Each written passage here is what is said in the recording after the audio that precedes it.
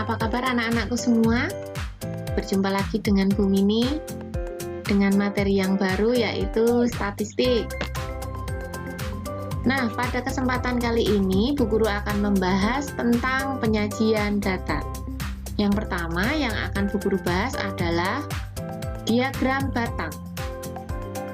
Di sini diagram batang akan Bu Guru paparkan sebagai berikut. Penyajian data dengan menggunakan gambar yang berbentuk batang atau kotak disebut sebagai diagram batang. Diagram batang dapat digambar vertikal maupun horizontal. Nah, perhatikan contoh di bawah ini. Tabel di bawah menunjukkan jumlah siswa bermasalah pada suatu sekolah dari tahun 2001 sampai dengan 2004. Pada tahun 2001 ada 6 siswa yang bermasalah. Tahun 2002 ada 10 siswa yang bermasalah. Tahun 2003 ada 13 siswa yang bermasalah. Dan tahun 2004 ada 10 siswa yang bermasalah. Nah, di sini yang ditanyakan, tentukan jumlah siswa yang bermasalah dari tahun 2001 sampai dengan 2004. Dari pokok permasalahan yang disajikan, kita bisa menjawab bahwa jumlah siswa yang bermasalah dari tahun 2001 sampai 2004 kita jumlahkan 6 ditambah 10 ditambah 13 ditambah 10, jadi total siswa yang bermasalah adalah 39 siswa. Berikutnya adalah diagram lingkaran. Diagram lingkaran di sini penjelasannya penyajian data dengan menggunakan gambar yang berbentuk daerah lingkaran disebut diagram lingkaran. Daerah lingkaran dibagi ke dalam sektor-sektor atau juring-juring. Nah, contoh diagram berikut menunjukkan cara murid-murid suatu SMK datang ke sekolah. Jika jumlah murid 480 orang, maka banyaknya siswa yang datang ke sekolah dengan berjalan kaki adalah, kalian bisa perhatikan diagram lingkaran berikut. Yang naik sepeda 60 derajat, yang naik bus 72 derajat, yang naik motor 45 derajat. Nah, yang ditanyakan adalah banyak siswa yang berjalan kaki datang ke sekolah. Mari kita selesaikan bersama-sama. Derajat sektor siswa yang berjalan kaki adalah, jadi karena satu putaran penuh lingkaran totalnya adalah 360 derajat. Kita kurangi 60 derajat ditambah 72 derajat ditambah 45 derajat. Maka hasil akhirnya adalah 183 derajat. Maka banyaknya siswa yang berjalan kaki ke sekolah adalah 183 derajat per 360 derajat dikali 480 orang siswa. Totalnya adalah 244 orang siswa yang berjalan kaki. Mudah bukan? Selanjutnya adalah diagram garis. Penyajian data dengan diagram garis biasanya digunakan untuk menunjukkan perubahan sepanjang periode tertentu. Kalian bisa memperhatikan contoh berikut. Data lulusan SMK Nusantara yang bekerja sesuai dengan bidangnya dari tahun 2003 sampai tahun 2007 adalah sebagai berikut. Buatlah diagram garisnya. Kalian bisa melihat tabelnya, bisa dicermati. Tahun 2003 ada 80, 2004 ada 100, 2005 ada 160, 2006 ada 120, dan 2007 ada 200. Mari kita gambar sesuai dengan tahun, kemudian jumlah yang bekerja. Nah, kita gabungkan. Jadilah diagramnya. Mudah dalam menggambar. Baik, selanjutnya histogram dan poligon frekuensi. Histogram merupakan penyajian data bila data dikelompokkan dalam tabel distribusi frekuensi. Ada beberapa hal yang dilakukan untuk membuat tabel distribusi frekuensi, yaitu yang pertama, menentukan jangkauan data atau J dengan rumus datum maksimum dikurangi datum minimum. Yang kedua, menentukan banyak kelas interval atau K. Untuk menentukan K, rumusnya adalah 1 ditambah 3,3 kali log N. N-nya di sini adalah jumlah data. Dan K-nya bilangan bulat. Nah, yang ketiga, menentukan panjang kelas interval atau P. Atau dengan istilah lain, I juga boleh, yaitu J dibagi K. Atau jangkauan data dibagi banyak kelas interval. Selanjutnya kita masuk ukuran pemusatan data. Ukuran pemusatan data adalah nilai tunggal dari data yang dapat memberikan gambaran yang lebih jelas dan singkat tentang di sekitar mana data itu memusat, serta dianggap mewakili seluruh data. Nah, yang pertama adalah rata-rata hitung atau mean. Yang poin A adalah data tunggal dengan rumus X bar sama dengan sigma X dibagi N. X bar sendiri adalah simbol dari rata-rata hitung atau mean. Kemudian sigma X adalah datanya. Kemudian N-nya adalah jumlahnya atau banyaknya anggota. Nah, di sini ada contoh soal. Tentukan nilai rata-rata dari data 2, 3, 4, 5, dan 6. Kita cari meannya atau rata-ratanya. Jadi di sini 2 ditambah 3 ditambah 4 tambah 5 tambah 6 dibagi banyaknya anggota atau N-nya adalah 5, sehingga hasilnya adalah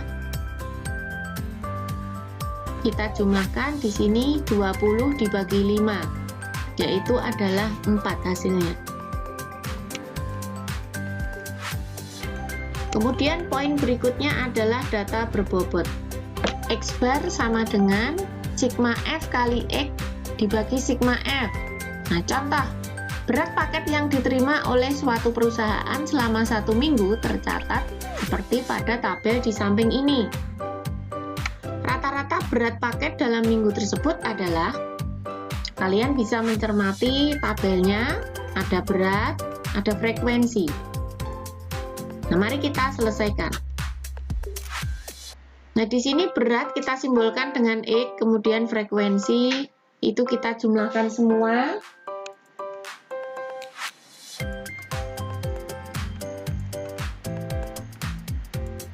Nah, di sini rumusnya adalah F kita kalikan X.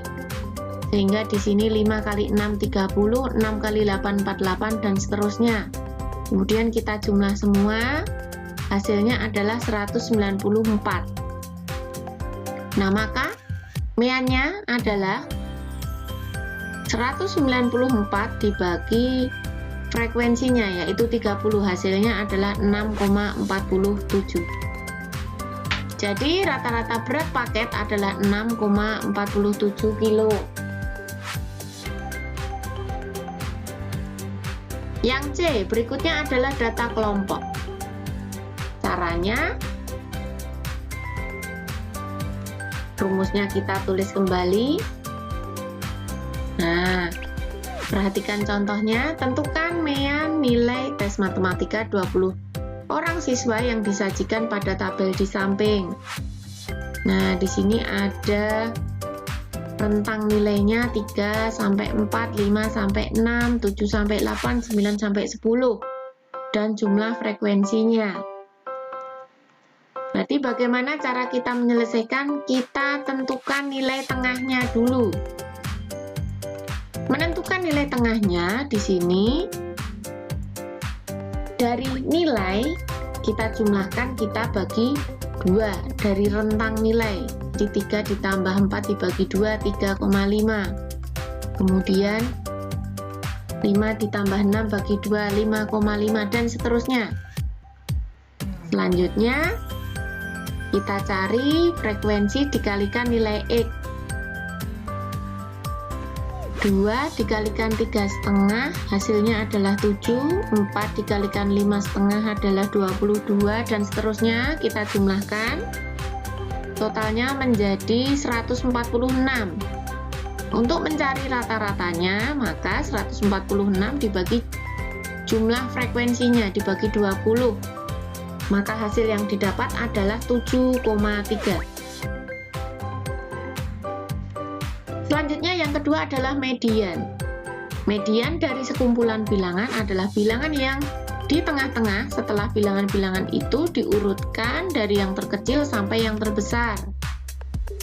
Nah, yang pertama adalah data tunggal. Jika n-nya ganjil, maka letak mediannya data ke n plus 1 dibagi 2.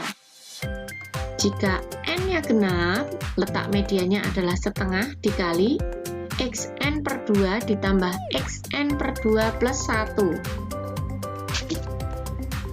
Nah, perhatikan contoh berikut ini. Nilai ulangan mata pelajaran matematika dari 12 siswa adalah sebagai berikut. Kalian bisa simak dan membaca. Tentukan median dari data tersebut. Nah, penyelesaiannya, data kita urutkan terlebih dahulu dari yang terkecil. Nah, kita urutkan, kemudian jumlah data itu total keseluruhan, karena di sini totalnya 12, maka genap. Maka letak mediannya adalah setengah dikalikan x6 plus x7.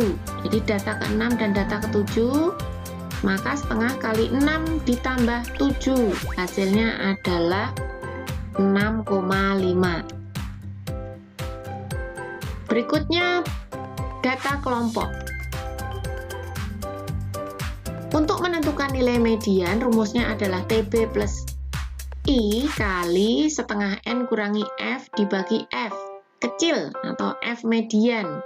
Jadi di sini sudah ada penjelasannya atau keterangannya bahwa TB adalah tepi bawah kelas median, I-nya panjang kelas interval, F besarnya adalah jumlah seluruh frekuensi sebelum kelas median, kemudian F kecilnya adalah frekuensi kelas median, selanjutnya N-nya adalah banyak data. Selanjutnya yang terakhir adalah modus. Modus dari sekumpulan bilangan adalah bilangan yang paling sering muncul atau nilai yang memiliki frekuensi terbanyak. Poin A, data tunggal atau berbobot. Perhatikan contoh berikut. Tentukan modus dari masing-masing kumpulan bilangan di bawah ini. Ada poin A, poin B, poin C, dan D. Nah, mari kita jawab. Untuk poin A, modus terbanyak adalah 5. Poin B, modusnya adalah 4 dan 7. Poin C tidak ada. Kemudian yang D, 2, 3, dan 4. Nanti bisa kalian cermati kembali.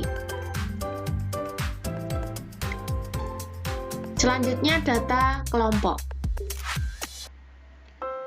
Rumus modus data kelompok yaitu TB plus I kali D1 per D1 plus D2.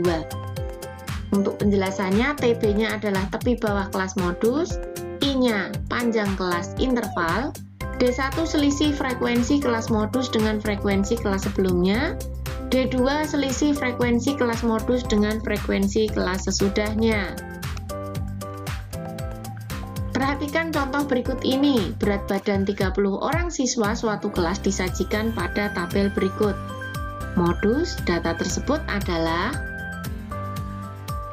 bisa kalian cermati dari tabel berikut.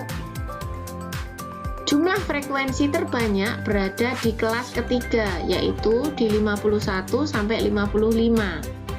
Karena totalnya adalah 12. Mari kita selesaikan bersama-sama. Nah, di sini dari tabel tadi kita menemukan modusnya di kelas ketiga. Sehingga TB-nya ketemu 50,5, I-nya ketemu 5, kemudian D1-nya 6, D2-nya 4. Untuk modusnya tinggal kita substitusikan ke rumus langsung. Jadi TB-nya 50,5 ditambah I-nya 5, D1-nya 6, D2-nya 4. Nah, maka modus yang didapatkan adalah 53,5. Terima kasih sudah menyimak. Semoga bermanfaat untuk kalian. Silahkan kalian bagikan video ini ke teman-temanmu. Semoga bermanfaat ya.